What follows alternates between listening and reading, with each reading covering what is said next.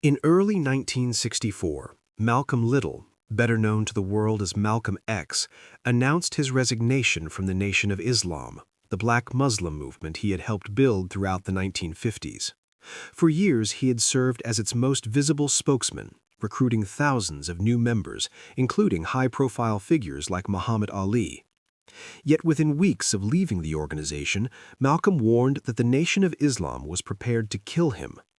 Understanding this dramatic and violent split requires a look at Malcolm's turbulent life, the growth of the nation, and the political climate of mid-20th century America. Malcolm was born in Omaha, Nebraska in 1925 to Earl Little and Louise Langdon. His mother came from Grenada, her grandparents having been enslaved in West Africa before being transported to the Caribbean in the final decades of the transatlantic slave trade. His father was a preacher and an activist, part of Marcus Garvey's UNIA movement, which advocated black nationalism and self-sufficiency. The Littles moved frequently across the Midwest due to racial hostility. When they attempted to purchase a home in a predominantly white area outside Chicago in 1929, their house was bombed shortly afterward. The family resettled in Lansing, Michigan, but tragedy soon struck again.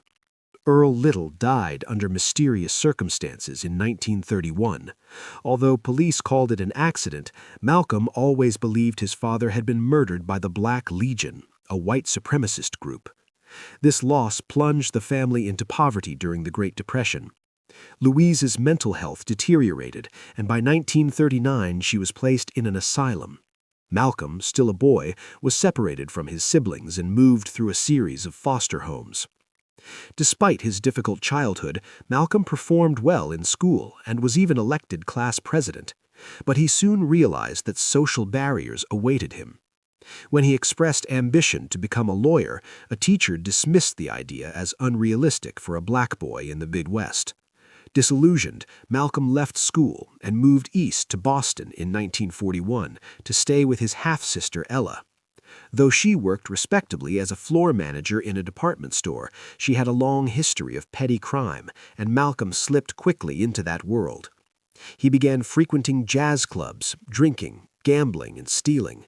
After a stint in Harlem, working in the criminal underworld, he returned to Boston and was arrested in 1946 for robbery and firearm possession.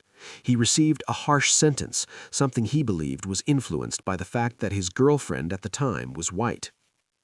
Prison became the turning point in Malcolm's life. While incarcerated in Massachusetts, he immersed himself in reading, self-discipline, and spiritual reflection. His siblings introduced him to the Nation of Islam, a black nationalist religious movement founded by Wallace Fard Muhammad and later led by Elijah Muhammad.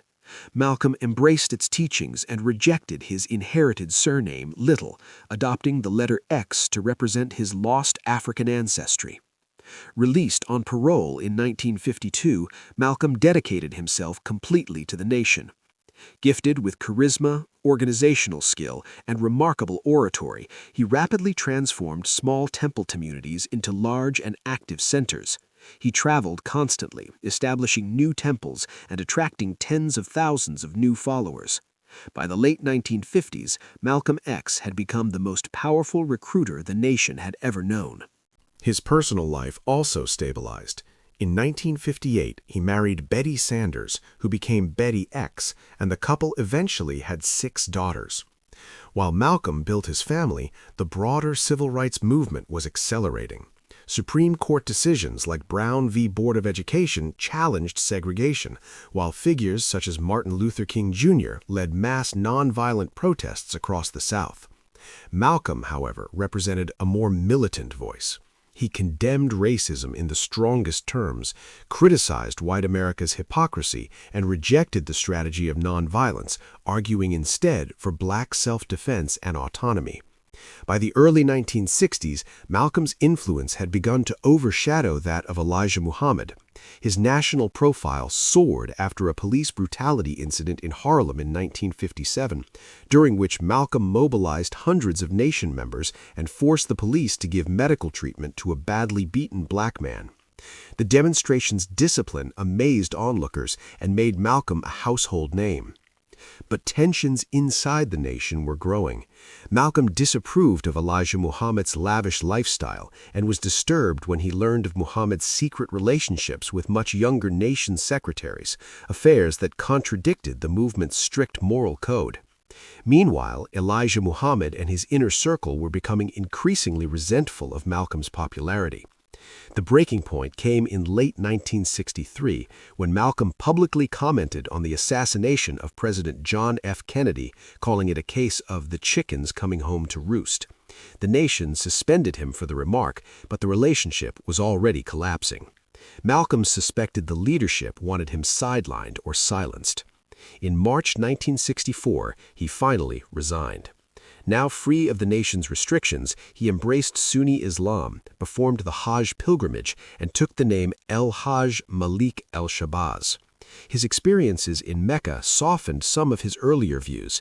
He began speaking of racial unity and global human rights, while still condemning American racism with force and clarity.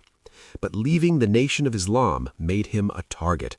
For months he received death threats. His home was firebombed in February 1965 while his wife and daughters slept inside. 1 week later, at the Audubon Ballroom in Harlem, Malcolm X was assassinated by 3 gunmen, members of the Nation of Islam. His death ended one of the most transformative and turbulent political journeys in modern American history.